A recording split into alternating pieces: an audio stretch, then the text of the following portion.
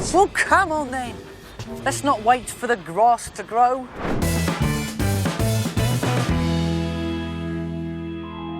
Okay, we're back with part 2 of our Harry Potter extravaganza. One of our favourite words. Not expecto patronum or Expelliarmus. It's extravaganza. So if you've missed part 1, it's worth going back and watching that. It would be beneficial to see where we went with that one and follow the journey with us. Yeah, so we looked at how the books were adapted for the screen. And in this one, we're going to be looking at how there was no one singular director throughout the whole of the franchise. There was no one style that was really stuck to particularly. So it's just about how over time it evolved into what became the final product. Going to look at our favourite music as well from the overall series, because obviously the composers changed as well as we went along. I really, really do feel that music's underrated in films. Yeah. I don't think people think about how important it is and what a huge element it is to the final piece. So it'll be very interesting to see what we think of the different composers. And then we'll be reviewing the next pair of films, which is obviously The Prisoner of Azkaban and The Goblet of Fire. Last time we learnt that Mary gets really annoyed when people do magic outside of school. So my God, we'll that's my first point. That is my first point. We'll get there. And we learned that I do a fairly decent Zoe Wanamaker impression, but we'll for now we'll move into our intro for this episode, which is the evolution of the series. Turn to page 394. Now, I think starting again with the books, the genre of the actual stories changes. And because we're following teenagers, naturally the tone of the stories change as well with it. Yeah. So I think that's really interesting for looking at how the films were visualised. I very much pair the first 3 films because I feel like they're kind of picture perfect. Those 3, I really do feel like you can watch them anytime, whatever order, and just sit and really enjoy them. Whereas I feel the later ones, you can't do that so much with. So I kind of think of them very differently. I think something that helps guide you along is the visuals of the film itself. Like as the tone gets darker, you're sort of guided through it because the look of the film gets darker as well. Yeah, I mean the third one, it's a completely different aesthetic. It almost became less pristine. I feel like the first 2 are very shiny and perfect looking and glossy, and then you get to the third one and those imperfections come out, and it's very much an antiquated look, but I really enjoy it because the first 2 films are kids films, and then the third one is like that's the turn, isn't it? That's when things start getting, it's the seesaw balance changing. And then the 4th one's kind of this sort of thriller, and then the 5th one's a war movie, and then road movie. It did work changing it up. They never repeated themselves. No. At all. But again, having different directors helps because nothing was rehashed. They came in and developed what had come before. Yeah, with their own vision as well. Yeah. So it's interesting because they're coming into something that was pre-established from Chris Columbus's vision. Yeah, absolutely. But they had their own freedom and they were empowered to bring their own spin on it. So we should probably go and have a look down the list of directors and what it was they actually brought. So we know Chris Columbus obviously had this storybook like colourful, warm, inviting, nostalgic, family friendly. Oh, absolutely, yeah. Nothing surprising from the director of Home Alone. No, but then obviously, as you said, Alfonso Cuarón coming in, a Mexican director. Yeah, this aesthetic doesn't really match, I feel, what he's done after. No, it's not necessarily his style. It's just a style he's put onto it. He really kind of put himself into that world and did something completely different. Yeah, he adapts his style to suit the source material. I mean, even you look at Children of Men, and that's not really much like Gravity, which isn't much like Roma. Yeah, he was an interesting choice, and obviously he was like the catalyst for the maturation of the franchise. Yeah, you could see that it got darker immediately, not just by what's happening in the plot, but the aesthetic that he chose really lends itself to that. And then we get Mike Newell, who was the first British director, like 4 films in. A really strange choice, I think. It's just random. I don't think he was bad. No, he wasn't bad at all. It's just strange choice. David Heyman always says that he captured British public school life. Yeah. And therefore he sort of was able to focus on the emotional complications of being a teenager. Yeah. The 4th one in general, I think, feels a bit like an in-betweeny film. Yeah. It's a bridge between what was... the old and the new. Yeah, pretty much. And especially because the next 4, all the way up until the last one, were the same director, David Yates. So they kind of suit, as a continuous story. I really struggle. I mean, how do you feel about David Yates? Because I struggle to say what he brought to it. Because I feel like what Harry Potter was already established when he came into it. I find it very difficult to define exactly what it is that he brought to it himself as an individual. Yeah, I guess so. I think, in a way, he probably had the harder job because I don't think those books... I'm thinking of like 5 and 6 in particular. They're very much set in the castle. It's almost business as usual for a lot of it. So not many opportunities to do, the stuff that, say, Alfonso Cuarón had to work with. Yeah. He just had to sort of deal with just the characters in that one space, and I don't think he had much to creatively input, I suppose. Yeah, I feel like when you think that the scriptwriter stayed the same all the way through the series, all of the departments, the production designers and the set department, and everything was set up when David Yates came in. So he just had to get the story to the end. He just had to wrangle it all, and put it together. I think he did a good job. I'm by no means am I saying that he didn't do a good job with that. I feel like he settled into it and just kept everything steady, kept it going, went through the motions. It sounds like I'm not giving him any credit at all. I definitely am, because it was already so well established at this point. I think he kind of just took it and ran with it. Yeah. A lot of the things that he did do well were the more psychological and emotional and even political things that the later stories had. So I think it's probably what he brought is less visually obvious. Yeah. There's less sort of showcasey magical things, and there's no happy, colourful games of Quidditch, really. Yeah. I think one of the things that is difficult, and this speaks to the evolving of the world, is it expands a lot in each film, and that's something you notice. And it can be tiny things, how things work, how the wizarding world does things. It can be all sorts, but it does expand hugely as you go on. You see other parts. I mean, when you get to 5, you see the Ministry of Magic, as an example.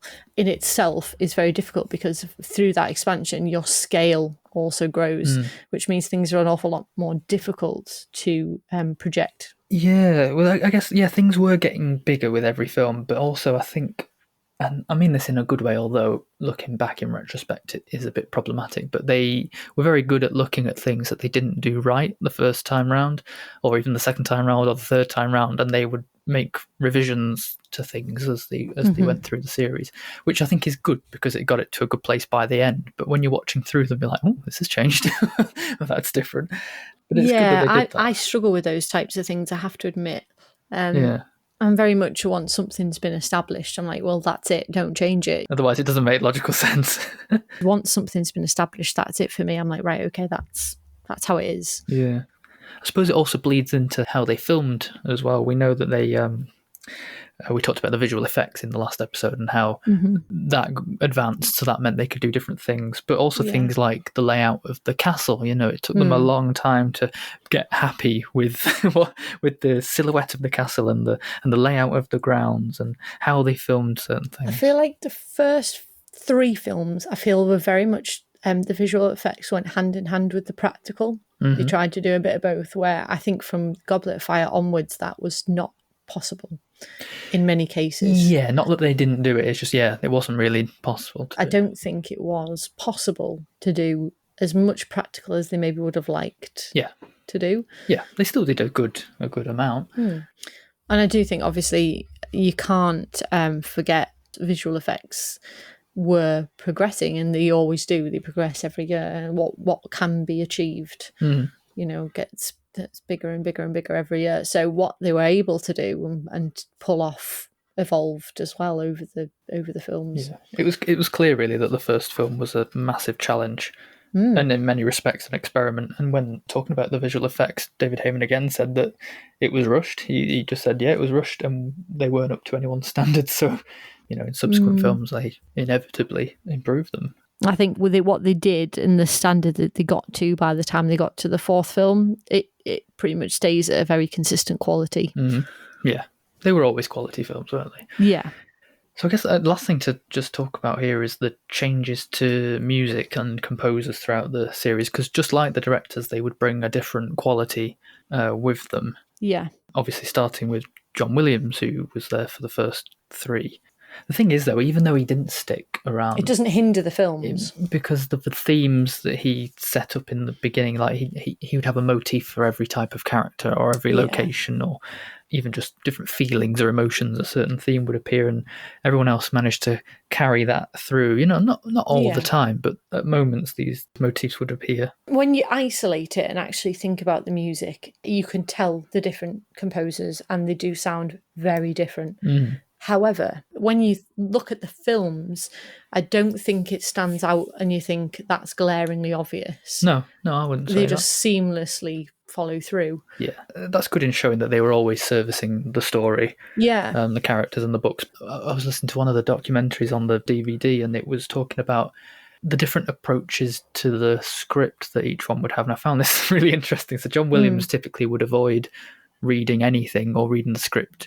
He would just get the final cut of the film and watch and interpret what he thinks that would sound like. But someone like Patrick Doyle, who did Goblet of Fire, was very active on the set. He would actually go in and watch and study people's performances and characters and do it that way. It's so funny how different composers work and how they get to that finished product. Nicholas Hooper, who did 5 and 6, his mother was a writer. Yeah. So he was one who was adamant that he had to see the script way in advance to absorb it, and then it would become part of him and therefore part of his work. Yeah. I don't know about Alexander Desplat because he wasn't on the documentary because it was filmed before the last 2 came out, but he was very good at bringing the darkness. Oh God, yeah. Very sort of deathly, for the Deathly Hallows. He brought the darkness really. Yeah, the tones. I mean, there's certain pieces you just feel the immense feelings involved. Just makes you feel like you have died. It's like, oh God, this is dark. Deep, isn't it? Well, maybe before we get too bogged down, I say we're going to get out of the darkness. We're pretty much going back into a different kind of darkness if we're ready to jump into Prisoner of Azkaban. Yeah. This, I have to say, right from the very beginning, this is my favourite book. I think it's a lot of people's. It is so brilliantly put together. Yeah. And I've always loved where you get the explanation. So a lot of the Prisoner of Azkaban is very much a mystery and there's so much involved. And then there's the Shrieking Shack scene where everything's explained. And I love that. I see what you mean. Part. Sorry, I've just clicked what you meant. Yeah, I love the explanations. The reveal, I think that's why I love kind of murder mysteries, Agatha Christie, that kind of thing as well, because I love that. I think, the atmosphere that's built up until that point is quite stressful, I suppose. And what I like actually is Dumbledore when he's doing the speech at the feast. He says happiness can be found in the darkest of places, and subtly I think he's described the entire film sort of all in one go. It's a great line, that one. And it's great because it doesn't just go hand in hand with the themes of the film, but I think it also is quite a visual line as well because of the way that the film was shot. So I think Alfonso Cuarón's gone in with this idea. Obviously, when we start, it's immediately dark and desaturated. Everything's kind of got this gloomy, medieval, gothic feel to it. Harry starts doing magic outside of school. Absolutely. Again. Yeah, I have a real problem with that scene. I really do. The fact that it starts the movie as well, it's like, what the fuck's he doing? You can't do that. What is he doing? It's light in the dark. Yes. I get it, but I don't like it. No. Doesn't excuse it. Yeah, lots of other things as well, like he would film with glass and mirrors and reflections, but not pretty reflections. They'd be really grimy, dirty, rusty, icy textures and stuff. Yeah. But between it all, these little transitions appear as well. You get this nice little bird like flying around and stuff like that. So there's these moments of beauty like worked into the darkness of the film. That's a Cuarón theme, I think. He very much is a person who can take that moment, that just still moment, and focus on that for a second. I think that's something that he does very well.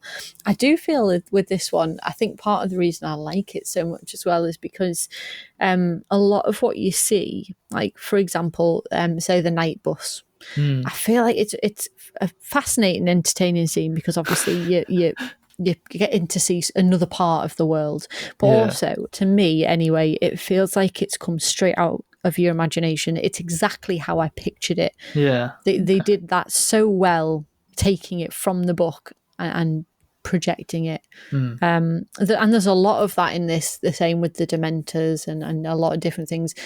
It's exactly how I imagined it was going to be. What do you think about, obviously John Williams came back here, and I guess the Night Bus is an interesting example. But there's so many different types of music in this, and mostly it's this kind of Elizabethan sort of court music, and then obviously they've made that Something Wicked This Way Comes, and that's very Shakespearean, obviously. And all these sort of old instruments, these like flutes and harpsichords and stuff like that. It's very distinct. I suppose it goes very much what I was saying with earlier. There is this, although it's imperfect, it is a very antiquarian kind of feel to it, to the look of it in parts, especially when you look at the castle.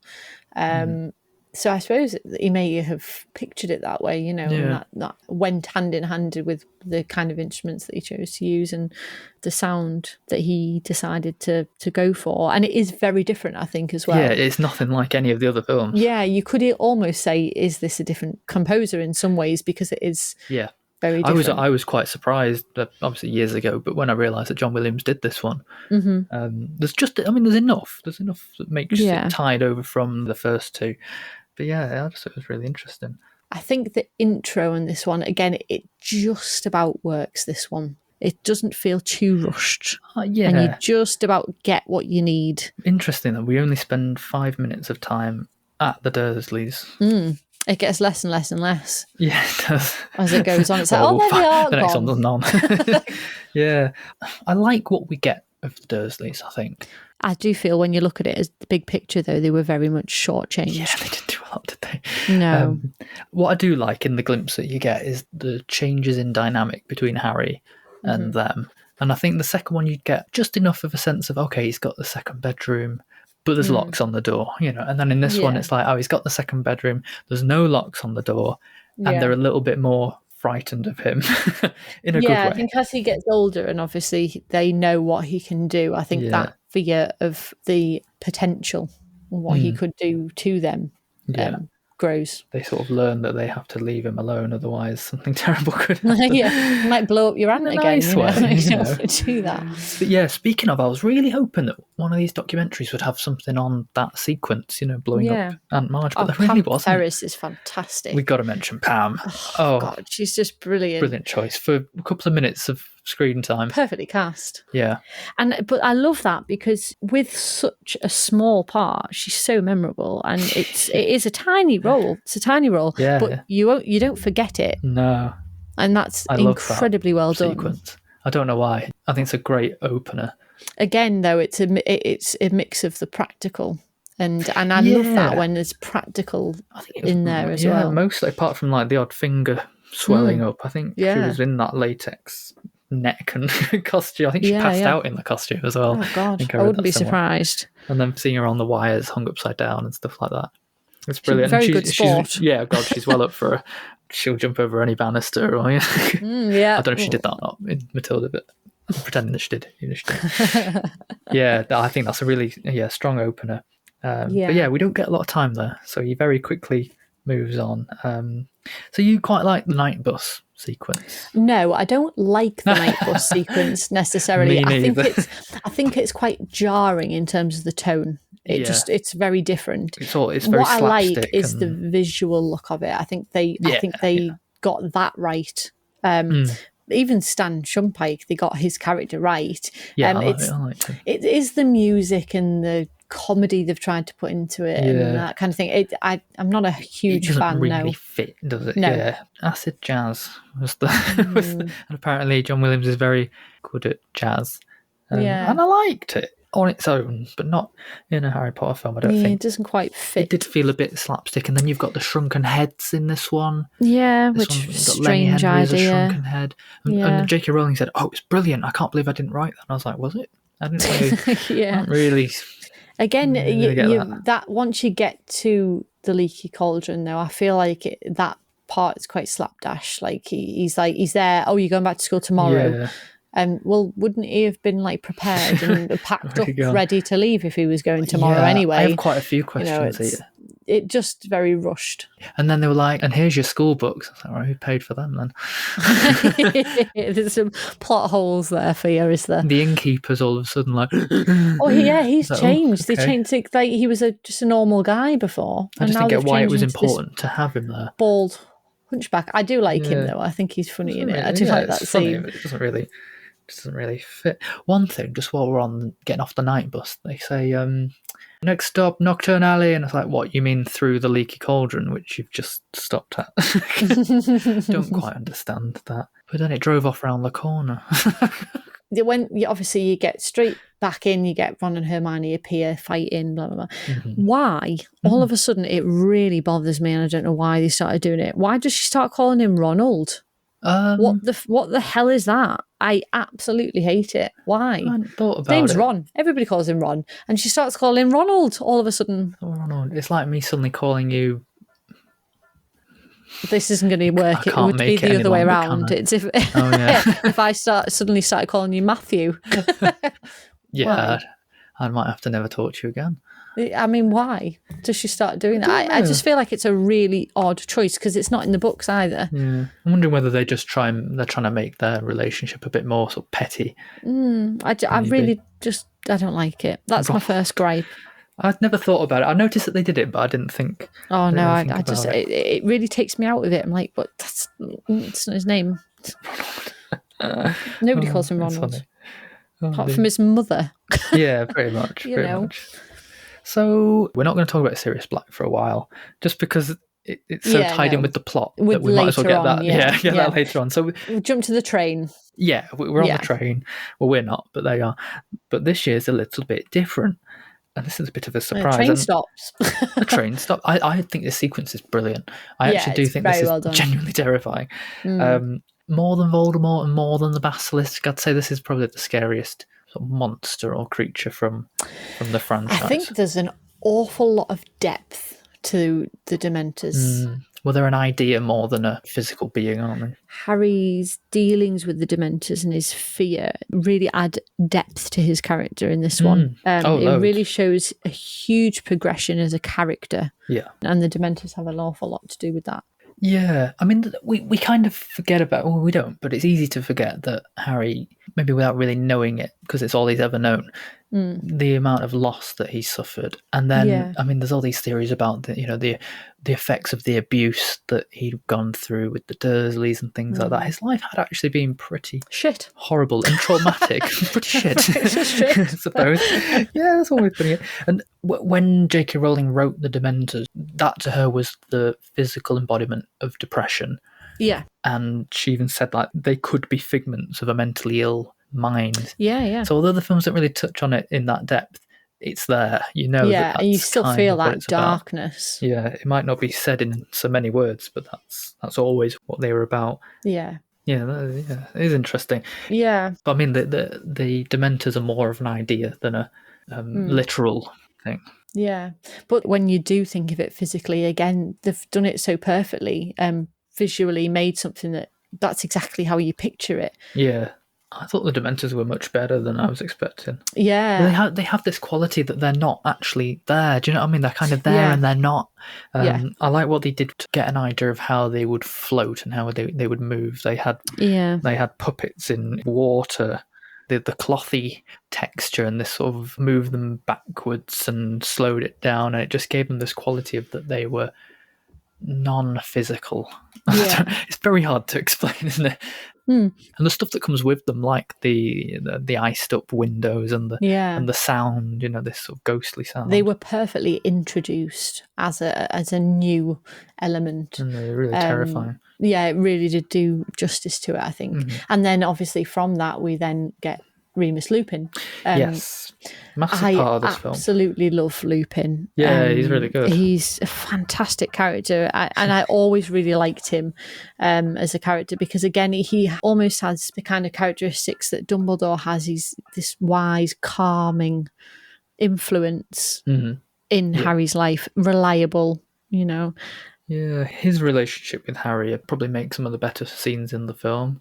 Yeah. If I'm honest, he's sort of this mentor to him, but he's also a family friend, and he's he's a tutor as well as a teacher, and he's someone who unlocks something in Harry, which gives him a toolkit for coping with a lot of things that he's going to have to deal with in the next ones. Yeah, David Thewlis as well. What he brought to the character was brilliant, and he doesn't treat Harry like a child.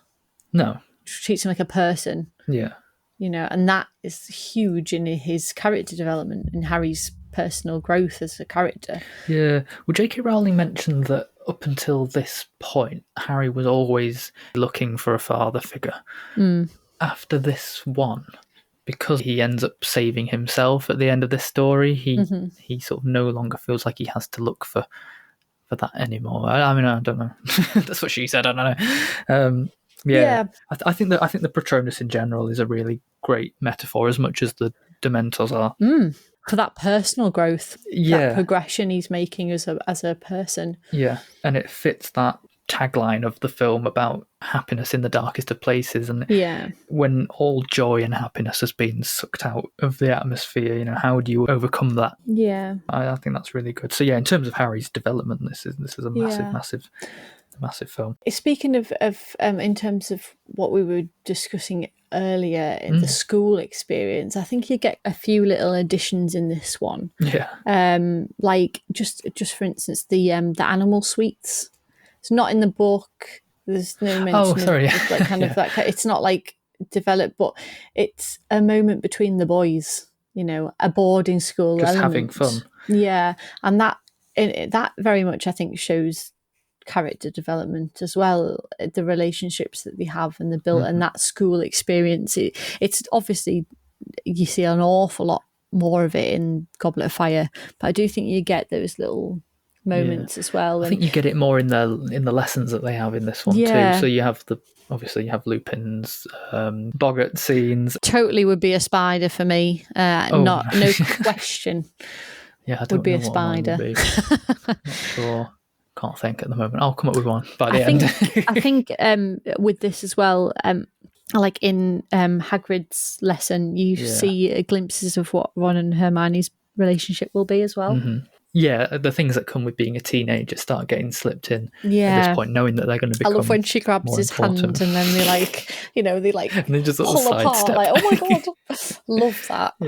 Yeah, Hagrid's lesson's a great one too, and even Trelawney, who we'll talk about weirdly right at the very end.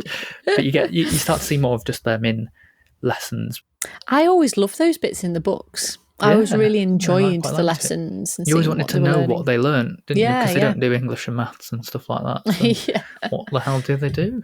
I think the Hippogriff lesson itself, again, you see that perfect hand-in-hand practical with the visual, and it works so well. You believe Buckbeak's a real thing. Absolutely. With so many different elements he to was that. Really. Well, that's the thing, sometimes it was a animatronic model or a puppet, and then sometimes it's just pieces that they would then, like just a beak to caress. Yeah, I do think they've very seamlessly worked with practical and visual all the way through to create something very special. Yeah. Just to make it real. And again, it's a through line that will go all the way through to the last episode, that they were always trying to make it so that every fan would say it's exactly as I imagined it. And to do that, you have to believe it. Yeah. I think with this one, we mentioned obviously the changes. I think Hogwarts changes quite a lot in this one, and the landscape around it. And I think also this one, I mean, obviously we'll discuss this in the very last movie, but I think you very much get the first glimpse of the fortress that Hogwarts actually is. I mean, when they shut those doors against the world, the gates are coming closing down. everything You're out. expecting them to have a drawbridge as well. Yeah, and it's stuff like that. it's very powerful, and you get this first glimpse of actually Hogwarts is not just a castle. There's a lot more to it, and it's not always a safe place. Absolutely. Funnily. Yeah. Well, maybe that's a good link, maybe to the Marauders map. Yes. Might be worth mentioning that Lupin. I mean, I don't think the film draws on it very much, but it doesn't really talk about who the Marauders are. No, there's really no mention of they missed who they a are. beat there because they should have done. Because that's a huge part of the explanation. Yeah. Now that you've mentioned, I've never thought about that. There's actually no link in the films to them being the owners of the map. So even when Lupin gets the map, he just says, "I don't know how you came into possession of this." Yeah. He doesn't say of my map. Yeah. So they should have linked it later. Yeah. That should have been. They've missed a scene because you can't have that and then not explain how they know what it is. It's a massive bit of backstory that's kind of not. It's not crucial. Don't get me wrong. It's not the end of the world that they didn't mention it, but it is a massive little piece. Yeah. And they bring in the idea of animagus, anime guy, or and the fact that his mum and dad are both like a stag and a deer. Well, you don't find out that his dad was a stag. We kind of have to join the dots that that's what McGonagall is. We get that. We understand Sirius and Peter Pettigrew. We get that. And Lupin as a werewolf. But there's no mention ever that James Potter was an animagus. Yeah, no, not at all. There's literally not a single mention, which makes the ending a bit confusing because he's like, "Oh, I saw my dad." It's like, no, you saw a ghostly stag. Coming to it just to see the films with no background knowledge, having read the books, I can't even imagine what that's like. Yeah. And what it's like to watch them without knowing the facts, without knowing the world and the other characters and the backstories. I definitely have heard from people who, if I've said, "Oh yeah, the films are great," and they say, "Oh, I never really got into them," I was like, "Well, have you ever read the books?" Nah. Well, that's probably why, because to get the most out of each one, you have to have watched or read both. Yeah, especially as they go on, especially from the Goblet of Fire. Obviously, the book's so big, and the rest of the books were big. Yeah. I think it's almost like the films are like this shallow pool, but there is so much below the surface that you would get from the books. Yeah. You only get this very surface level thing from the films.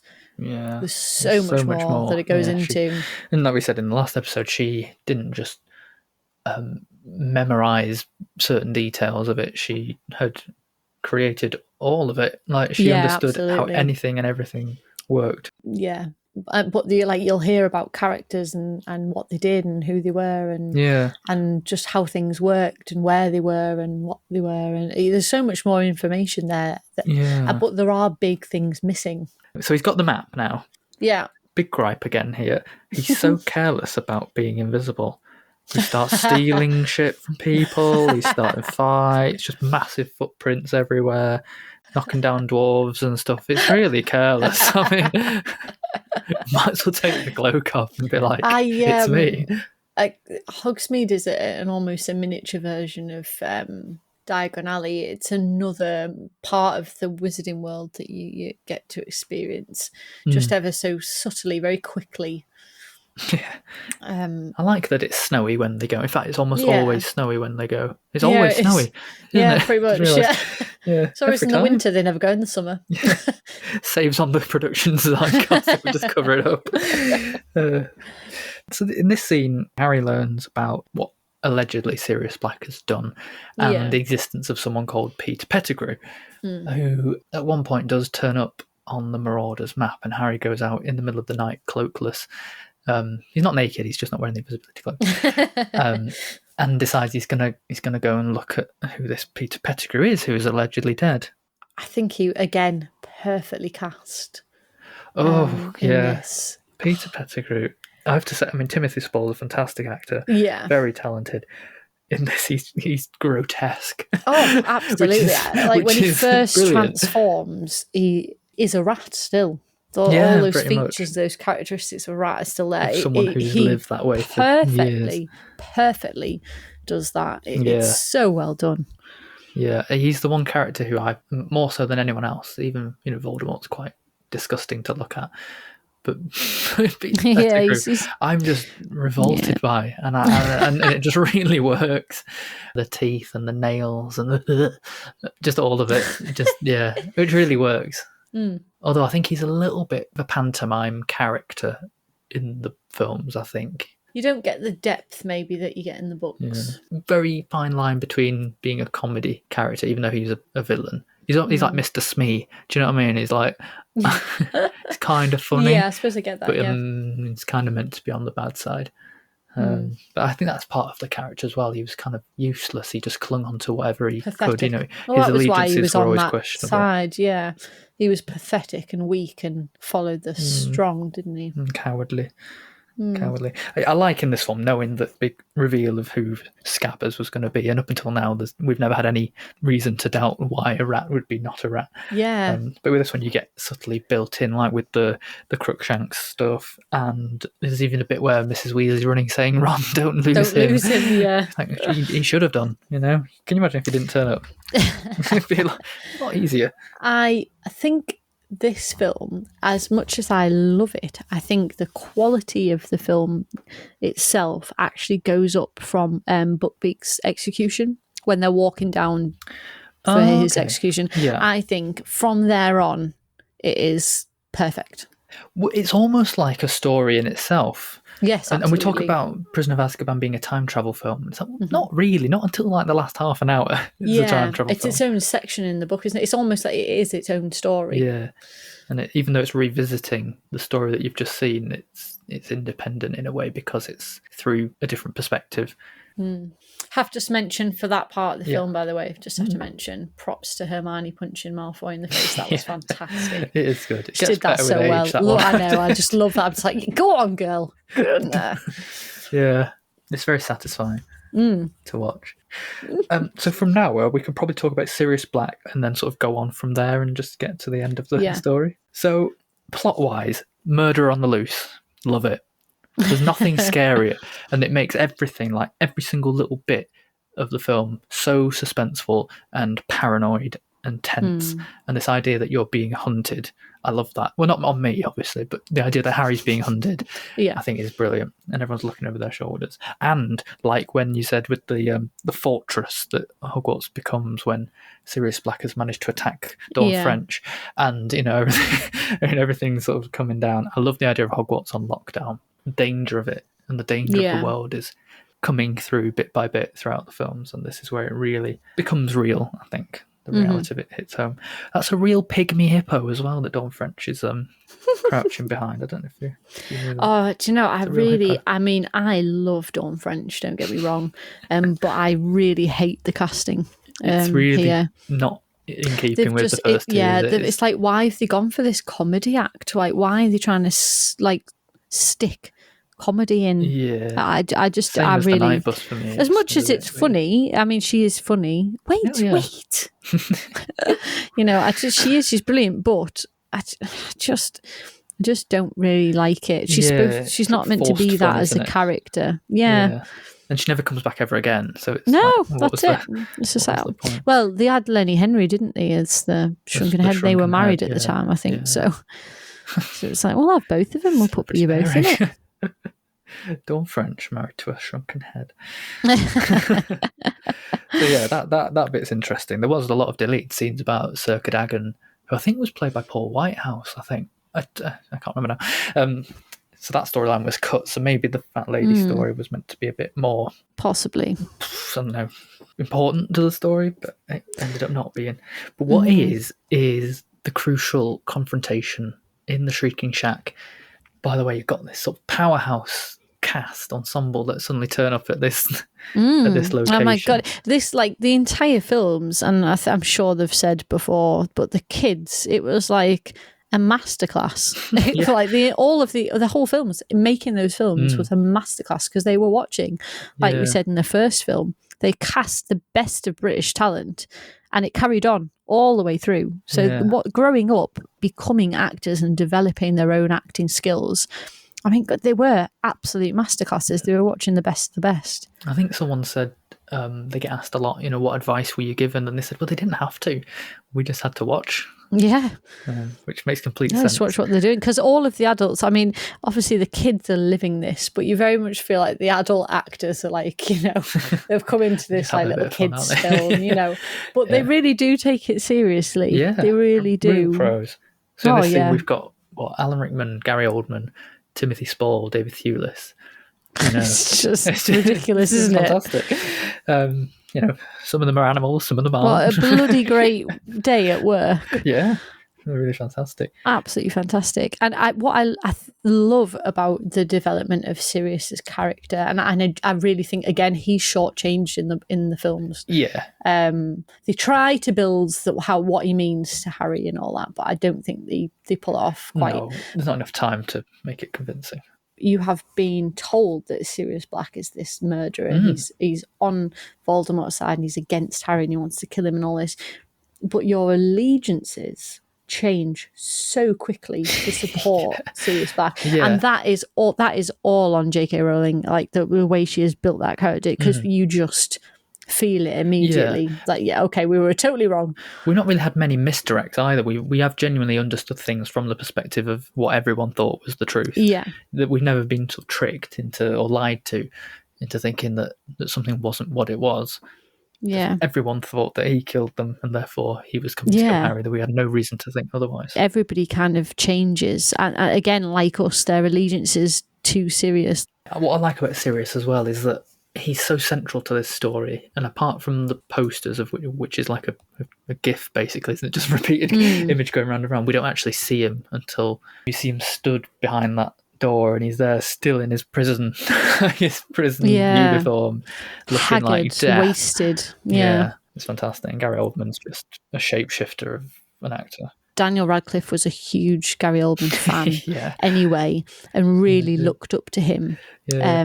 So to have that relationship off screen, I think it really built what was on it as well. Do you think Sirius could have been a bit more quick to tell Harry what was going on?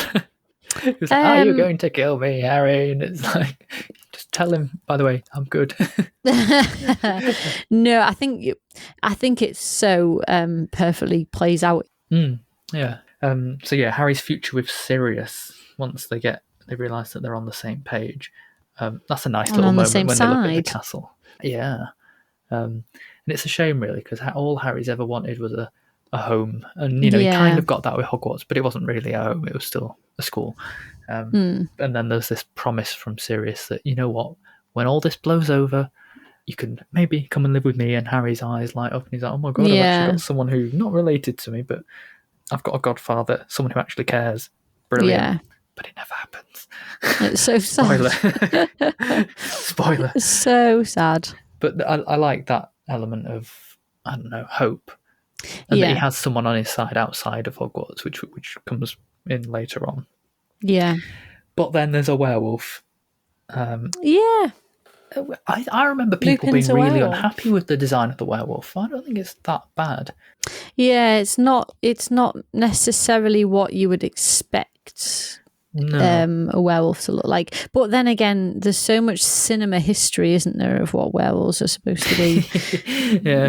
That's what you base your look on, really. But I think what they did is go different. It doesn't have to be that way. It doesn't have to look like that. It's not just any old wolf. It's Lupin as a werewolf. And I think they talked about the scars that Lupin has on his face were deliberately placed so that when they did do the transformation, the scars would naturally form a snout or whatever and stuff like that. So just to make it more realistic that it was him transforming and not just Lupin and then a werewolf. I never had any problem with it. I have to say that I always notice the scene when he transforms later on when they come out of the Shrieking Shack. I feel like there's a huge moment there, which it's so subtle. I've always noticed it though. It's Snape's redeeming moment. Because when you see the werewolf, his hands are protecting the kids. Yeah. He comes out and he turns and he puts himself bodily in between himself and the kids, and you see his hands go round the kids. Yeah. I think that's a really redeeming moment for him. It's a telling moment, isn't it? Yeah, but it's so subtle and you probably wouldn't notice it unless you were really thinking about it. But yeah, I think that is a moment where you see him for what he really can be. Yeah, in like a moment of instinct. Yeah, you sort of see the true. Yeah, I love that. I really love that. Yeah, I definitely noticed that more so this time around. Obviously, I've not watched it for a while. Knowing what we know later on. Yeah. Yeah, no, I like that. And he's the only character as well that was given information. Yeah, and he would have definitely further on. Like, he was the only one who was given any character information about where he was going, where the character was going to be, I can just imagine because they're so saying important. To Alfonso Cuarón, no, I really think I should be reaching my hand out, and he'd be like, no, don't do that. It's like, no, I really think I ought to. No, but why would you do it? Listen to me. Like, no, I really think. I can't tell you. Something's telling me I should put my arms around these kids, okay? That'd be quite funny. So, to take us through to the end, the time turner plot that we mentioned, going back. Fantastic. Why would you give a 13-year-old a time turner? Because she's extremely mature, and messing with time was so dangerous. It is, but she's only going to be using it. I mean, they say in the book, don't they, that they really had to put it in writing and really fight to get it for her. It wasn't something they gave easily. Is that favoritism? But you don't get that in the. You don't get that in the film, obviously. You don't get that information, but yeah. And even she said that she's like, you can't mess with time. It's like, well, you've been doing it all year, Hermione, so you can talk. Yeah, but she's doing it the way that it needs to be done properly. Yeah. It's very funny territory when you start doing time travel in a film. It always opens plot holes, time stories. But in here, I genuinely don't think there's that much. I have no problems. The only thing that it gets me every time, and I guess there's like an open question to it, but Dumbledore suggests to them, go back in time. Obviously, they knew Sirius was innocent. He said to them, you could probably save him, and then he said, but you can probably save more than one life. So at this point, Dumbledore already knows that Buckbeak disappeared, because he was always gone. Do you know what I mean? Because Harry and Hermione went back. So...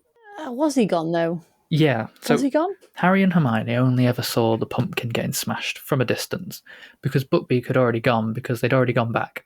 We know they'd already gone back because the stones were thrown, the werewolf howl was done the first time around. So Dumbledore knew. It starts giving you a headache, doesn't it? When you start thinking about it. You sort of have to step it through every time. So the reason Dumbledore says to them, oh, you might actually be able to save 2 lives, is because he's joined the dots and gone, I've sent them back. And that's why Buckbeak was missing. So, but it got me thinking, because the first time around when you watch it... That's never good. What's never good? Getting you thinking. That's never good. It just got me thinking that when you watch it the first time around, Dumbledore does a lot of stalling techniques prior to the execution. You know, he's just like, oh, look at the strawberry plants over there, and oh, maybe I should sign the execution forms as well. You know, it's a lot of subtle dialogue, and it's like he's stalling. But the first time around, he wouldn't have known that they were going to save Buckbeak. But it just got me thinking: has he preempted the whole thing? Does he know he's buying them time to do something that he knows later on he's going to tell them to go back and change? Oh God, it's too much. I can't. Yeah, it's quite confusing. But fundamentally, it's quite simple.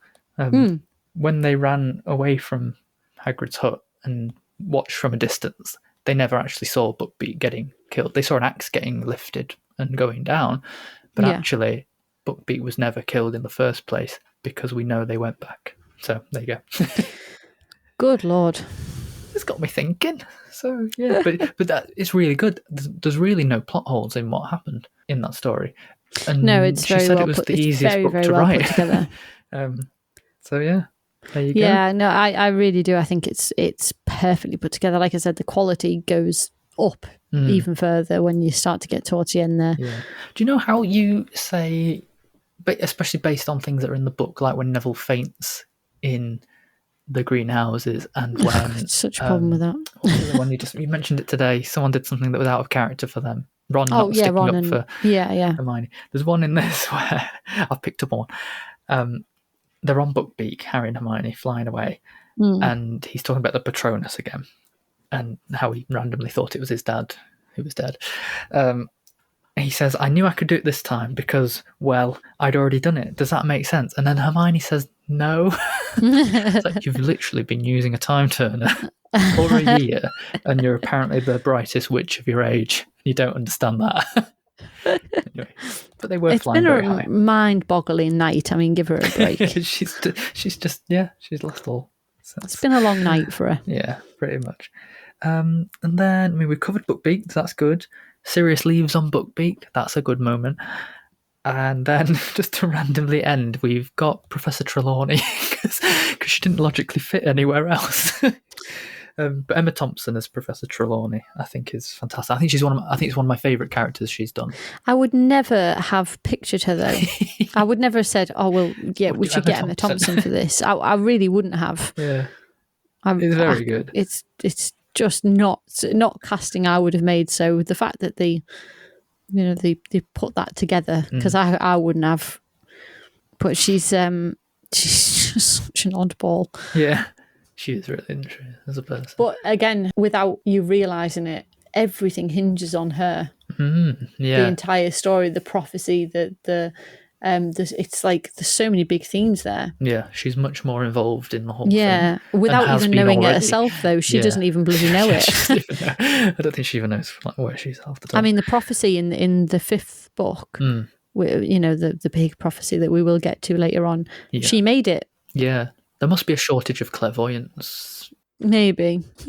Because she's the only one, really. But another good reason for putting her last, actually, is that the prophecy she randomly makes to Harry, although it does feel like it's alluding to the stuff that's going to happen in Prisoner of Azkaban with Wormtail, but she says master and servant will be reunited, which doesn't actually happen in this one. It's telling us what's going to happen. Straight into the next movie. Oh, I'm so sorry, dear boy. Did you say something? We've got to pick our favourite characters. I know we've gone on forever, but... Oh, for me, it's Remus Lupin in this one. It's a good shout. I really do like his character. I love it even more in the books, but I do think it was great casting. I do. I really love him in this. I liked him, and I liked Aunt March, and I liked Trelawney. I liked a lot of them. They are the 3 people I've written down on my, They're all good, on my sheet. But I'm going to go a bit off the wall here, and I'm going to say my favourite character is Bookbeak. I don't know what I really like Bookbeak. That's fine. So I'm going Bookbeak on that one. What about favourite moment, favourite scene, or anything like that? For me, it's the Shrieking Shack sequence. That bit, I really do like that. But it plays out to what I said before. I love the explanation, the reveal. Yeah. In a movie, that's always a bit that I always really enjoy. So it plays very much into that. Very good. I'm torn. I really like the Aunt Marge sequence, but I think I'm going to have to go for the Bookbeak flying over Hogwarts sequence. It is good. So uplifting. Yeah, it is very well done. What about quotes for you? I've written a few, but they're not big ones, if I'm being honest. I love mine. This is probably some of my favourite quotes are in this film. Okay. I've written a few sort of subtle ones, like Dumbledore mentions the care of magical creatures teacher retiring so they can spend some time with their remaining limbs. Around the time when he's stalling at Hagrid's hut, he's like, perhaps I should sign it too. And it is a rather long name, knowing what his name's going to be revealed as later. Now, the one I'm going to go with is between Ron and Hermione when they're in Hogsmeade. She just says, do you want to move a bit closer? And he goes, what? To the Shrieking Shack. My favourites, it's always Ron, actually. I think he just gets a lot of the good lines, and I always like the funny ones. So the first one is in Trelawney's room, where he goes, Harry's got sort of a wonky cross, which is trials and suffering, and that could be the sun. So you're going to suffer, but you're going to be happy about it. I love that line. And I also love when he has his nightmare and he's like, spiders want me to tap dance. I don't want to tap dance. He's like, you tell those spiders, Ron. I love that. That's really funny. Oh dear. I've just got to say, on the whole wonky cross grim thing, this film introduces a character who we've never met before, and I've called him the dramatic tension kid. And he sort of, or the dot kid, because he sort of ends every scene with this sort of line that just makes everyone think. It's like trying to catch smoke with your bare hands. ... And then the scene ends, and then the one where he gives a whole definition of what the Grim is. ... And I was like, I don't even know who he's supposed to be. I don't know. I'm not sure He just who, sort of what character. Then we never saw him again. I might have to research it Like while we start the next exchange one. I'll have to find out He who just he sort of is. turned up. Like, who is this guy? I'm going to have to find Mr. out what character Exposition. it is. But yeah, the dramatic tension kid. So, Goblet of Fire. Ready, Fred? Ready, George. Bottoms up.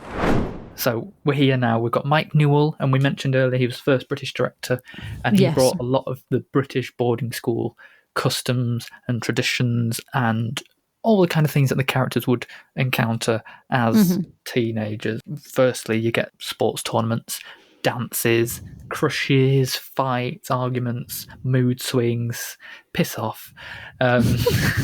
Even a school song was cut out and things like that. You get a lot more time spent in common rooms, and the haircuts are awful.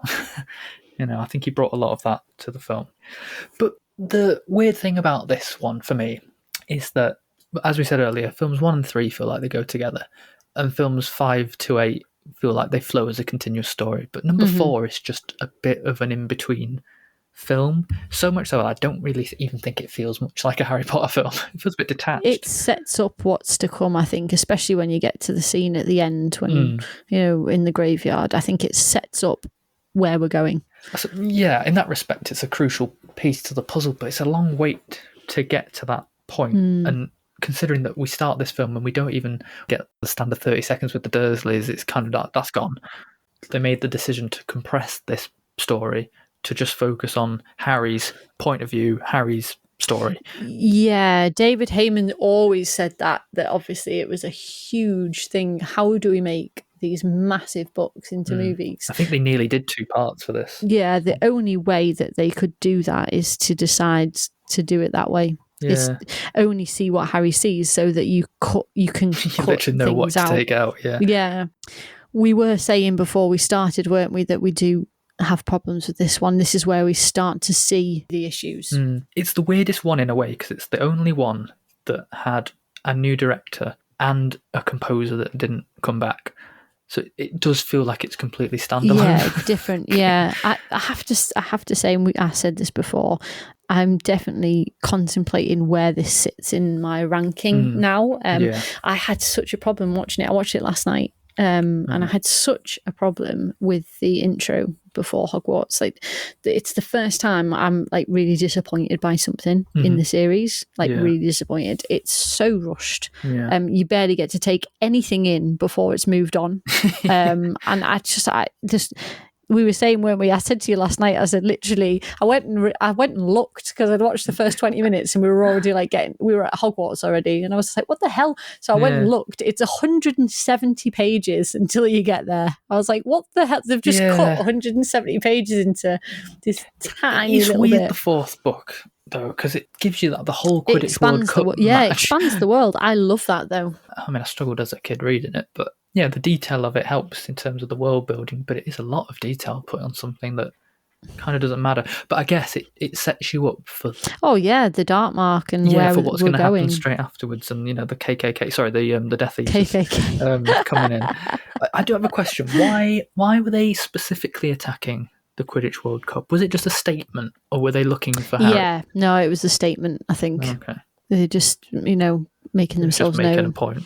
Well, yeah, Voldemort says to Barty Crouch Jr., send our comrades a sign, which he does, but he does that after he's caused the carnage at the... I don't know. I can't imagine coming to this, having not read the books, how it must feel to watch it, because it's just...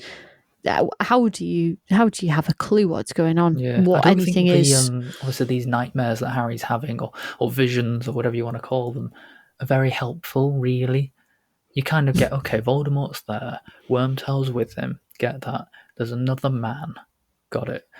But you don't really get a sense of what they're planning. I know that's kind of the point. Otherwise, it'd spoil the ending. But it does feel a bit like there's a random man turned up.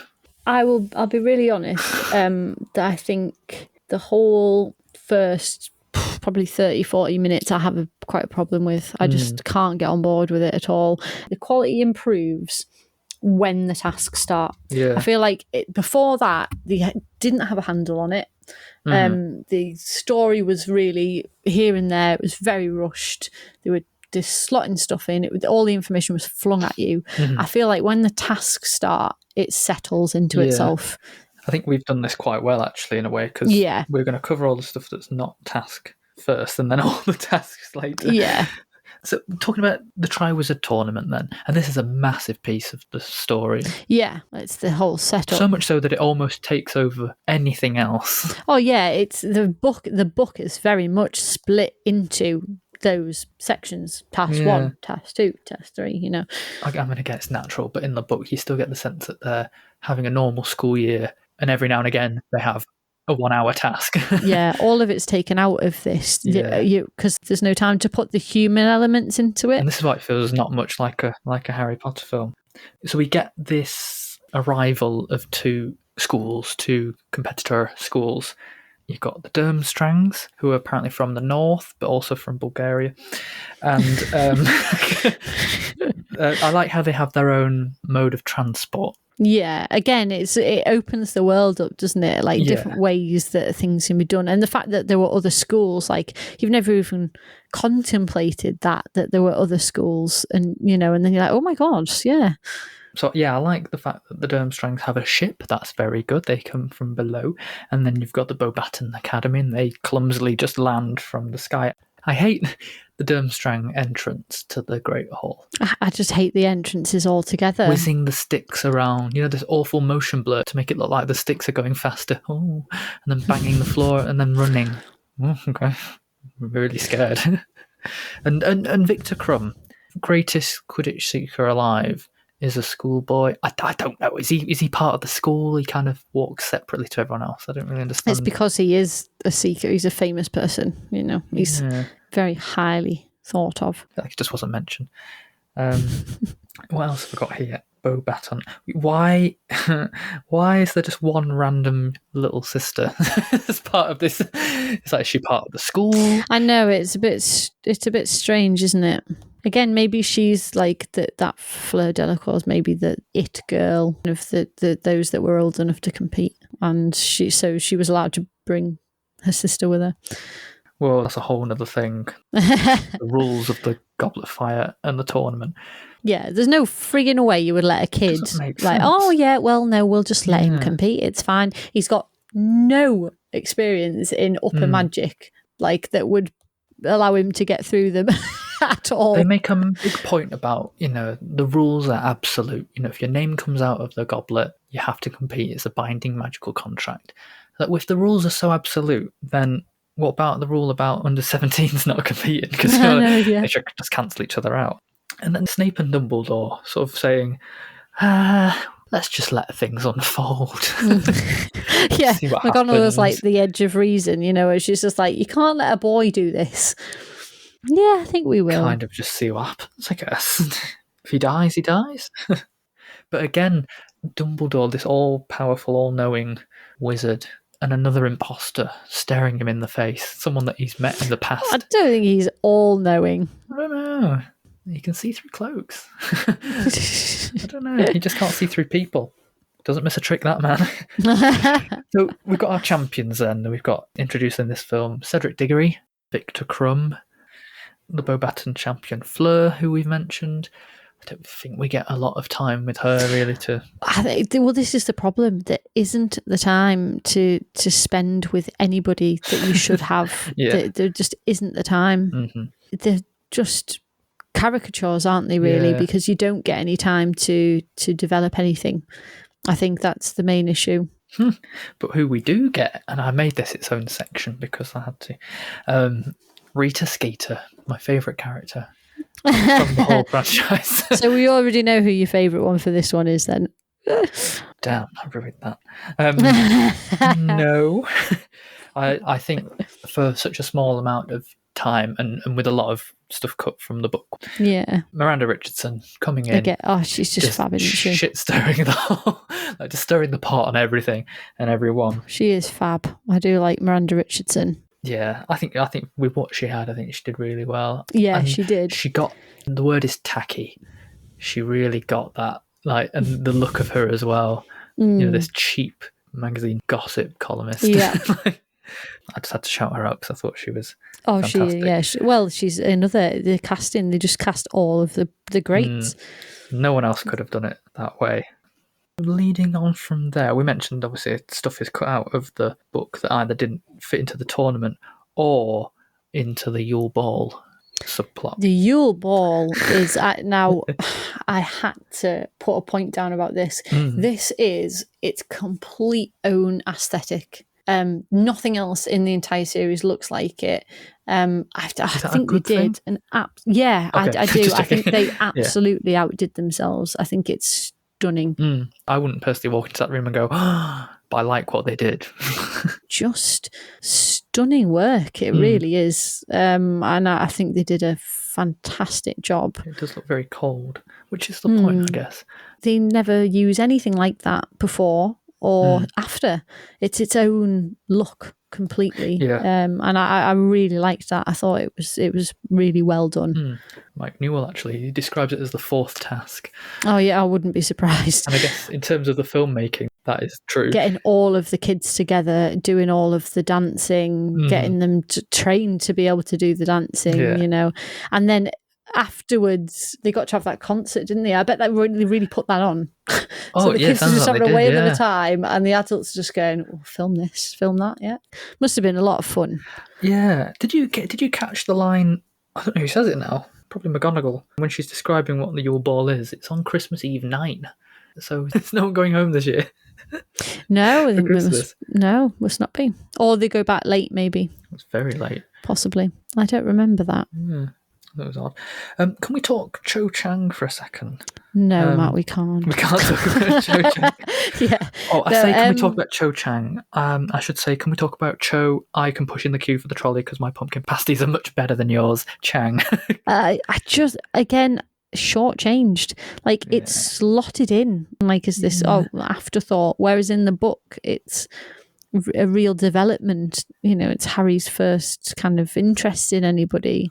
Not really a romance, is it? But it is an infatuation. It's a crush, not an infatuation. I wouldn't say it's dangerous. Stalking around the castle. You don't really get a lot of time. No, there's a lot of instances. Again, Barty Crouch. And I'm not saying he's a huge part of the book, but there's just more to it, and there's the development of it. Whereas this, you just see this really odd character, and then he turns up dead. It's like he turns up dead. Welcome to Harry Potter. It's like it doesn't work completely. I don't think. I get why they made the decision to see from Harry's outlook, and obviously that determined what was going to be in and out. But when you know the backstory, I can't get on board. It makes with it so that the books have to be read as supplementary material if you're going to do it that way around. I think so, yeah, because I just feel like there's so much missing. And I'll say it again, I don't know how they get through it. There must be so many confusing scenes where they're just like, well, I don't really understand what's going on, who this is, why we're being shown this. I cannot imagine. If it was any other film or any other series, you'd be like, I genuinely don't know what's going on. I haven't a fucking clue what's going on here. Where are we? This is where it's an interesting case study, these films, because objectively, I'm not saying they're not good, but when you put them up against other things, they don't make a lot of sense. So you mentioned Barty Crouch Senior. I guess that's a good tie to Mad-Eye Moody in a roundabout way. Yeah, again, great casting. Brendan Gleeson is superb. I know he's not technically playing Mad-Eye Moody in this. He's playing someone being Mad-Eye Moody in this long story. We won't spoil it for you. It's Barty Crouch Jr. The way that he shifts, because he's mad, between different tones, and it's the lesson with the Unforgivable Curses for me that does it. And when he's doing the Imperious Curse and everyone's laughing along, and everything's funny, and then he switches, doesn't he? Literally, she jump out the window, drown her. It's very well done. Yeah, he just commands that whole room. Yeah, it takes the comedy, everybody was laughing, it takes that out of it, and you're just like, oh my God, yeah, that would have been what it was like. And he's wow. genuinely quite scary in that respect. But exactly what you say, though, he is commanding. Like when he's in a scene, there's no missing him because that's what you're focusing on. And physically, just the look of the character, he's very frightening. In the book, he's become such a reliable source for Harry, and it's such a betrayal when it's not him, because he'd connected with him and helped him. And I think they sort of pull it off, but it's not quite as effective as it could be. Yeah, there's definitely nods to it, isn't there? You know, his whole role in the tournament. You're almost already on the back foot no matter what you do. You know, that whole thing of the book is better than the film. You're always working against that. I just had a thought about Mad-Eye Moody because of the whole, I mean, spoilers, apologies potion stuff, which I think was very obvious in the film. It wasn't very subtle. Yeah, no, it's not subtle, really. But the fact that he has to grow and lose a whole leg every time he transforms back into Moody, that must be really painful. Though, is he transferring back? Because, well, I don't know, but at some point he must have done. Like, you would imagine, like, overnight he would, because it only lasts a few hours. But if he's constantly swigging, does that mean he just stays? I assume so. You know what I mean? I have got a question, and it might be irrelevant, but I don't know. Because in this one, like we just said, there's lots of clues to the reveal, you know, who Moody is and what's going on, and all that stuff. There's also the character of Igor Karkaroff, the headmaster of again, he's another one that's kind of slipped in there, but you're not given enough detail because there's no time. We get the sense, okay, Death Eater, I think we even get a glimpse of that. Yeah. But there's a random scene where he goes into the Great Hall where the Goblet of Fire is and then mysteriously closes the doors. And I don't know whether it's just put there as like a... Why? Are we meant to be misled? Think that it's him. And that he's done it? Or is he going in there to make it pick Victor Crumb as the champion for him? You know? Yeah. But it's never really touched on again. And I can only really see that as a red herring then. You know, if you're not given an answer to something, it's just... I think that would be a good way of thinking about it, yeah. I don't think you would be wrong. But it's just nice to get the answers. I know in Chamber of Secrets I said, everything tied up too nicely. But in this one I'm kind of like, you gave too much and didn't tie off enough. Yeah. I just can't be pleased. Yeah, I would agree with that, Matt. I just can't be pleased. I'm just too critical. So I want to go into the tasks a little bit. Yeah. It's very similar to the book. I feel like they were very good at adapting that. And this, I mean, for me, totally holds up. I don't know about you, but I mean, I've got no questions in terms of like the effects and how it worked. No, I don't. No, I wouldn't say that. I think the second task is a little bit meh. A lot of CGI going on, so it was inevitable that it would stand out as being a bit more CGI heavy than the rest. Yeah, well, the tasks were going to be, weren't they? Because the scale of where we go in this book and this film is so much bigger. They were going to have to. My main issue, the first task with the dragons, not so much, but the other ones and the tasks as a whole, I just feel they're a little bit inconsequential. I just feel a bit like, so you do the task and then you do another task. And it's like, it doesn't really matter who wins each one because it's whoever gets the cup at the end. So I'm like, so I didn't really get the sense of what the competition was really for. It didn't matter if you came last or if you came first or if you got the egg or not, really. You know, everyone ended up at the maze at the same time and it was all just who gets the cup first. Well, no, not necessarily, because it's supposed to be that the people who come first get minutes ahead. They enter the maze first. But that didn't happen in the film.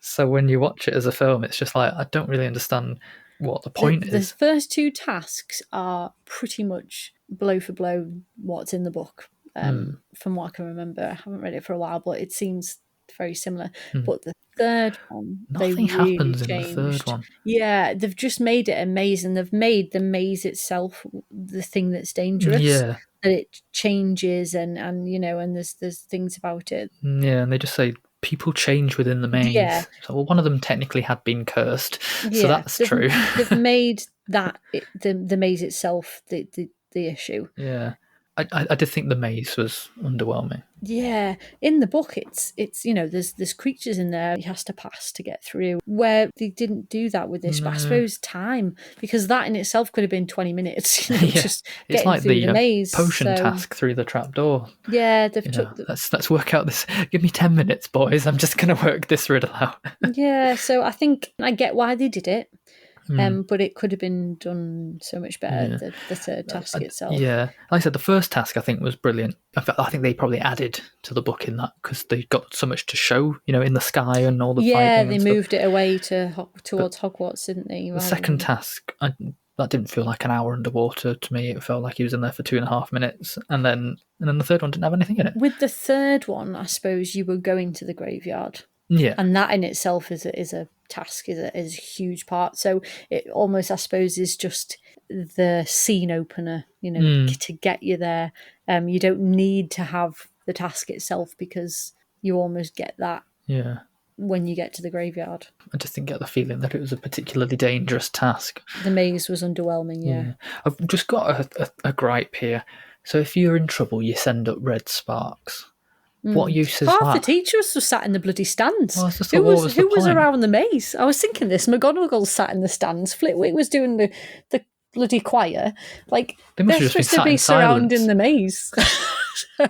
Imagine they were in there for 3 hours and they're all just sat there. They're all just sat there. What do I we wonder do? how they're doing. What do we do? Where do you think they are now? But if you send up red sparks, how do you know whose wand it's come from? They all look the same. They just follow the sparks. They're trying to find the But student. they literally just fizzle out as soon as they sent them in the air. It was just like, oh, Yeah. that was it. There was not like a little pin on the Google map or anything like that. It was just like literally, here's a light. Oh, it's gone. Oh, we'll find them later. I didn't really get. Someone's why in red trouble. sparks We'll was get to them. useful. Get to them soon. They're only children. Yeah. So we get then into the graveyard, and then Lord Voldemort. This, I think, is a notch above the rest. I think this scene is fantastic. You've already given away your character, so I'll give away mine. Okay. Voldemort is, I think, this standout character here. I think Ralph Fiennes absolutely embodies the role from the minute he comes on screen. He is a good choice. It instantly became his. You can't imagine anyone else in the part. And I think he plays it perfectly. That scene where he's smelling and he's using his nose and Lack of. and then he opens his eyes. I just think he did it absolutely perfectly. I think he's probably the best thing about that scene. I wouldn't say I really enjoyed the graveyard scene overall. I don't like the whole potion bit, and that's my favourite scene. I think the graveyard scene. Right. I think it's really great, and I think Daniel Radcliffe's acting here. I think he shows some of his better stuff. All right. I think the moment where he goes behind the grave and he says, "Come out and fight," basically. And there's that moment you see his face change to this grim determination, and you literally see him decide to go out fighting. I think that's probably one of his greatest bits of acting, that he's done so far. I can't say I really picked up on that. I'm not saying he's not good. I just didn't get that from that bit. The other bit of the scene that I don't really, it's not that I don't get it, I just don't really understand why it was important, was the Priori Incantatum thing, the whole wands joining. I get why it happens and what happens as a result, but it's a bit like a powerful part. I think it's just a bit random. Harry literally fires one spell, and then it's conveniently done, and then that's it. This is the thing. This is the problem, and again, you don't get enough of it. You get it in the books. You don't get it through. But the we're films. not talking about the books as a film. Nothing really happens in that scene. The wands are supposed to have this connection, aren't they? That's why that. Yeah, happens. I get it's not all something that. that happens very often to people. But again, if let's say you'd never read the book and you just watched the film, and we were just It's reviewing just weird, the film, yeah. It just doesn't really make You're a like, lot what of the hell sense. is this? And the graveyard scene then is a bit like he was stood on a statue, he fell off the statue, threw one spell, and got out. That was it. In literally on paper, that's what happens. If you didn't have the Priori Incantatum, you wouldn't have got away. Well, I know, which makes it feel a bit like convenient again. The ghosts helped. It's a bit weird. And then Dumbledore was like, "You saw your parents that night, didn't you?" It's like, all right, okay, yeah, just a little bit random, and it's not really explained in the film afterwards what it was or why it happened. It really works for me. But again, like we were saying, Only I've got because all you of that know, background knowledge, Yeah. I mean, So I do for too, me, but yeah. I'm just thinking from the perspective of someone watching this as a film series, that makes absolutely no sense whatsoever. It's not a problem. It's just another big thing that makes you go, well, why did that happen? It's a bit like, I don't know, it just does. This film ends with the line from Hermione, everything's going to change now, isn't it? I don't like her performance of that line. I really don't. I just think it's terrible acting. And I love Emma Watson, but I really don't think she pulls that one off. I thought it was some of the best acting she's done in the entire series. I didn't pick up on it being wrong, but it's important because she's right, because it is all about to change. Yeah, that's why I suppose the graveyard scene is so pivotal. Yeah. Because it is a change. That's it. This is it. Like the future has changed. Yeah, I like that. I have to just shout out as well when they get back that the scene when he brings the body back and his dad, that yell of like my boy. Oh my that is God, a sad bit. I'm in bits. He nailed that. Yeah, I'd say that's probably one of the saddest moments in the franchise, actually, in terms of the Because film. I Even though I think didn't care about because Cedric. he did it so well as well. I mean, you just utter devastation. He absolutely nailed it. It's watching the audience go from celebrating to not as well. Yeah, like that they realise realisation. something's wrong. Yeah. That's my son! That's my boy! So, your favourite character is Lord Voldemort, is it? You sicko. I thought Mad-Eye Moody was a good close second in this, but I've got to stand with my. You've got to stand with Rita Skeeter. I've got to stand with Rita Skeeter. I've always loved her. I'm sticking with Voldemort in this one. I think good. as in terms of introducing a character, I think there's not a lot top it. Favourite moment from the Goblet of Fire? Yeah, again, the graveyard sequence for me, I really think that's fab. And again, it's such an important piece to the franchise. Like everything's changed now. This has changed the game. Yeah. Okay. Mine is going to sound really daft now. I mean, I wrote a couple. I like Snape hitting Ron and Harry over their head. I like Filch with the cannon just continually. Oh, yeah, that's really good. But again, I meant to say this. Why have they made Filch a stupid Just made him fool? stupid. Like he was this in the first few books. He was this kind of intimidating, like enemy. Really, he's an enemy of the kids. He was just always there. But they've made him a fool. Yeah. And it carries on through the series. Why? Why have they done? I just don't understand the change to the character. I don't know why they did that. Yeah. It's funny with the cannon's funny. I get it. Yeah, I like the cannon bit. Just that he keeps doing it every time. Yeah, never gets it right. I do have. I'm not going to pick it as my favourite moment, but I always talk about it as my favourite shot. It probably isn't, but I think it's clever. It's in the trophy room when all 7 of the senior cast turn to look at Harry.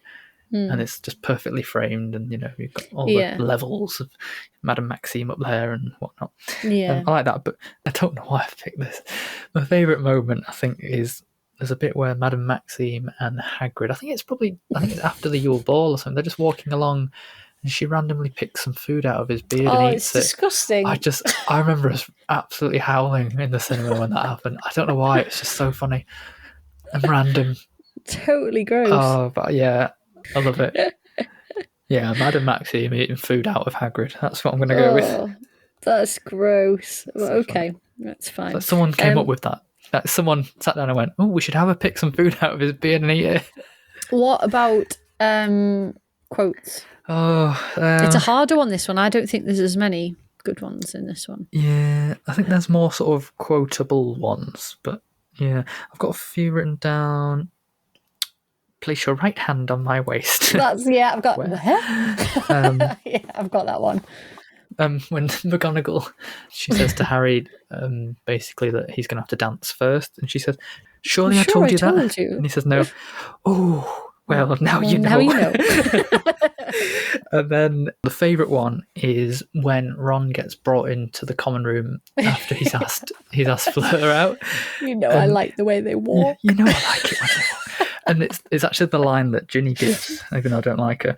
She says, actually, he sort of screamed at her. It was quite frightening. I like her line when she's talking about the dress robes. I'm not wearing those. Ghastly. Ghastly. So when did you get so posh? Oh dear. I also like, and it's more serious, it's Hermione's line is, next time there's a dance, pluck up the courage and ask me before somebody else does, and not as a last resort. Yeah. I love that. Like, I think that was that's a really strong moment in the film, actually. Yeah. In fact, I wrote that in my moments. Hermione and Ron at the Yule Ball. I think I'd probably go with that one because it really, I like that one. Mm-hmm. But I do have your 2 Ron ones as well. Well, McGonagall and Ron, the first one. Yeah, they were very good in that. Behaving like a babbling, bumbling band of baboons. So that's the end of the Goblet of Fire. Yeah. So, in keeping with our theme of the episode, we were going to look at some of our favourite pieces of music from the soundtrack. We picked 5 because it was too difficult to do 3. It was very difficult, yeah. I found this really, really hard. I can't tell you how hard I found this. I found this really easy because I do find so much of it very forgettable. I will say, I think one of the reasons I found it hard is because a lot of the pieces of music sound the same, or at least early on. That's why they're forgettable, I think, because it all just blends in together. There's not a lot that kind of stands out. I've got one honourable mention I'd like to mention. It didn't make my list, but I always really think about it. Okay. Is the chess scene. Yeah, when the Queen's coming towards Ron. That is an epic piece of music. It's so well done. Yeah. I think that's really good, and it just didn't quite make my list. And it's not big enough of its own theme. This is what I struggled with. I like little moments, but there's never a full track of it, and I always wish there was a bit more of it. My shout-outs, I'm going to go with... It's called Statues. It's in Deathly Hallows Part 2, but it's where the castle sort of comes alive, and you really get that sense that it is all or nothing, last stand. This is now a fortress to be defended. I like Harry in Winter from Goblet of Fire. Just a sort of melancholy, sad melody that nearly made my list. Me too. I put that as my number 6, I think. And I like the Dragon Flight from Deathly Hallows Part 2 as well. It's Lily's theme, but more sort of triumphant and heroic, and they fly over out of Diagon Alley. I quite like that. And, sorry, another one. It's not really a score, but I love the Magic Works song. Yeah, we were just discussing this, weren't we? From the Yule Ball. This in? Should I put this in? It's not really score, is it? But it's the kind of song you'd think it'd be in the film Labyrinth. You know what I mean? David Bowie could have sung that for Labyrinth. It's such a nice ballad. And it's not necessarily a Harry Potter song. It's just a song that just happens to have magic in the title. So, yeah. So, do you want to go first? Yeah, I don't mind. Number 5 for me is Fireworks from Order of the Phoenix. It's a theme that sticks with you. It's one of the ones that stands out, I think, compared to some of the other ones. And I quite like that one. It's got a bit of it's a Fred and George theme, really. Yeah, isn't it? It doesn't sound much like Harry Potter, really, but yeah, it's always a bit Irish, isn't it? The Irishy sounding themes. Okay. Oh God. Number 5 for me. A Window to the Past from Prisoner of Azkaban. I like it in a way because it's sort of a theme for Lupin just as much as it is for Harry and his past. But what I really like about it is it starts as a really sort of lonely, solitary flute, and what it does as it goes on, it sort of fills in that emptiness with colour and wonder and warmth, and it's basically that effect that Lupin has as a link to Harry's past. It's that finding happiness again in the dark times. I like that, and it swells at the end when Sirius leaves on Buckbeak. So I really like that. Yeah, I'm going with that one. Very good. Number 4 for me is Another Year Ends from the end of Goblet of Fire, which is literally is the end, where the carriage is flying away, the ship's going, and it's just the end, and it has this very bittersweet kind of sound to that's exactly what I wrote. Yeah, and I like that, and it just stands out on its own where some of the others don't. So I like that one. I've got to say I love the ending piece almost to every single film. I nearly put my full list as just like all of the endings. My number 4, I nearly didn't put it in because I thought it wasn't in the film, and it's the In Noctem piece from Half-Blood Prince. It's the choral thing that is meant to have appeared when the assassination of Dumbledore was going to happen. It's the ultimate evil is coming theme, and the clouds are gathering, and everyone knows something's off, but nobody knows what's going to happen. It's really sinister. Number 3 for me is Lily's theme. Beginning of the Deathly Hallows Part 2 soundtrack. Again, like I said, this is, I think, an absolutely incredible score in itself. And this is just haunting. It's a haunting piece of music. It really is, yeah. It is. It's just a very powerful piece of music, I think. Yeah. And like I said, it works really well later on in moments of triumph as well. Yeah. So it's a deathly theme for a deathly film about Deathly Hallows, but also it can be turned around. And it's the same with the Window to the Past, something that can sound really lonely and haunting and not necessarily very enjoyable. There's always a flip side. Yeah. And that's why these themes are really good. My next one is really complicated. And I dug and dug and dug for this. When is it not with you, Matt? Come on.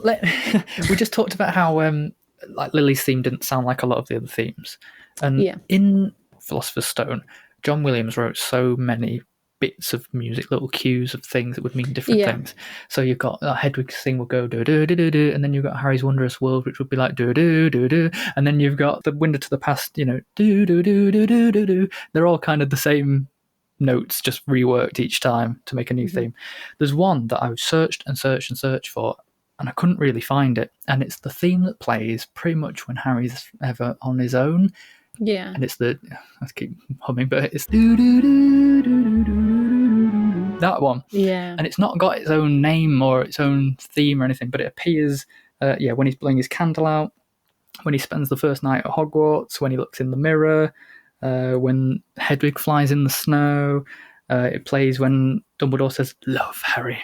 And it plays when he's leaving Hogwarts. It plays at the end of the Chamber of Secrets when they're clapping for Hagrid. But it's not got its own name. Apparently it's called the Family Portrait theme, but I had to really dig. That's the one I'm picking. Wow. Okay. Glad I got that out. Number 2 for me is Courtyard Apocalypse from Deathly Hallows Part 2. There's just something so sad about this, especially when you put it with the film. It's like it's almost like despairing, Yeah. I think when you put it with the scenes that you're seeing, oh god, it's quite hard to get through. But that one always sticks in my head, and it just makes me feel so sad. Just like, oh my god, how are we going to get out of this? It's the statues theme, isn't it? But it's slowed down. Yeah, it's that moment of pause, and let's just see everything we've and they've devastation, ever seen. People being killed, and it's the horrors taking place. Yeah, horrors, absolute horrors, everything getting destroyed. Yeah, there's something about it. It's just it's hard to get through, hard to watch. Because again, you've seen Hogwarts and all of these students and everyone, and you've grown with it, and then you're seeing it being utterly destroyed. It's hard to get through. It's not very nice. On the scale of 1 to nice, it's not very nice. Yeah, it's not very nice. Not very nice. Number 2 for me is Obliviate from the start of Deathly Hallows Part 1. So this kind of builds from nothing, but momentum really quickly gathers, because this is the weight on the 3 characters, even though we've only just begun. Knowing like the magnitude of the quest they're about to go on for these Horcruxes, and obviously the personal sacrifices they're going to make, whether it's just running away from home effectively, or not going to school, or in Hermione's case, wiping her parents' memory of her. I was thinking about this because one of the things I didn't say about the Goblet of Fire, which I should have said, is I think this really gives Ron's character a lot of depth. Whereas you got that for Harry in the third one, and you saw a lot of personal growth for him. I think you see a lot more depth into Ron, and not in a good way. You see his jealousy and you see him grow as a character. I don't think Hermione gets that. I mean, just look at the fact that she she has to do that to her parents. There's you don't really get any character development for Hermione. She doesn't get that arc. I don't think. Not really. I mean, it's a bit of a punch moment to have right at the start of the film. But I guess in a roundabout way, what I do like about it is that the moment isn't sad. it's actually very direct and very determined, and it pushes forwards and it moves on. And I think it's putting into perspective all of a sudden personal sacrifices are very small compared to the greater issue that are at hand. And I think it really opens that film, my favourite one, with the gravity of the reality, really, of what's going to be happening and what's to come. It comes back again anytime there's a moment of loss. So even when Ron leaves, when Dobby dies. Oh my God, you just told them. You told them. When Dobby lives. Spoiler. And then when Harry leaves the castle in Deathly Hallows Part 2, all on his own, to walk to his own death, it plays there as well. So I like that. Oh, gosh. I know, God. How did you top that? I know, I've got goosebumps. Well, for me, number one, it's prologue, right from the very beginning of number one. It is the Harry Potter theme, it's, and as much as the others are great, they don't say Harry Potter, and it is Harry Potter's theme, and that's what you think of when you think Harry Potter. So for me, it all came from there. Yeah, it all started there, and that's where it ends as well. I didn't know whether you'd do that one or Hedwig's theme and that they're kind of they're very similar. Same tune. One's just longer. Yeah, there's a few in the first one, aren't there, that take on that theme. Yeah. I nearly cheated and put all the credit sequence ones because they just incorporate everything that was in the film. That's Harry Potter for me. Okay. I'm surprised you didn't have this on your list. Go ahead. At the top of mine. But Beak's flight from Prisoner of Azkaban. Yeah, I think it's good. It would be up there. It would definitely. I think if it was 10, if we had 10 tracks, yes, it would definitely be in there. Okay. Yeah, there's something about this is one that when it ends, I press play again. You did say though that this is your favourite moment from that film, so that very much fits in with that. Yeah, there's just something about it. I wish that was a theme that came back in other films. I think in a film where it is very dark and there's a lot of strain and tension and stress and all this stuff, like Harry is reminded, even just for a small pocket of time, there's something worth living for there, and that this is his home and that he is safe there. Not really, but he is. Not really. That feeling of flying, that's something he even said he used that as his first memory, happy memory of, so for him to just take off and forget about life just for a couple of minutes, and we do the same. I love it.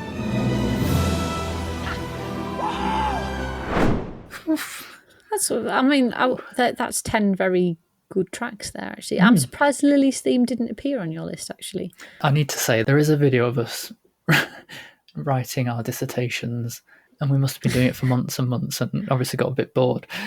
And there's a video, we were just throwing Haribo at each other and catching it in our mouths. And Lily's themes, we must have been listening to film soundtracks, and that's on in the background. So I can't listen to that without just seeing you having like a fried egg thrown at your face. I did not see that coming. Yeah, little insight into your brain. You can't hear that one without picturing flying Haribo. Unless it's in the dragon scene, in which case I don't see any Haribo. Okay, we've gone delusional, haven't we? So absolute epic length of a podcast. That might be our longest yet. It's a really funny old pair of films, this one, to put together, because we've got like potentially the best and potentially the worst. Actually, I think I would say that. Definitely. But it was easy to talk about the first two because they had the same director, the same style, the same tone. They were very similar overall. Yeah.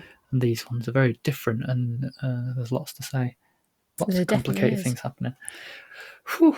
So where do we go from That's here? episode 2. Yeah, we're technically halfway now. Yes, so we're halfway through, and the next episode will be focusing on the Order of the Phoenix and the Half-Blood Prince. And what are we going to be discussing? We'll be talking about the casting and our top 10 characters from the series. That's going to be difficult. This is going to be even harder.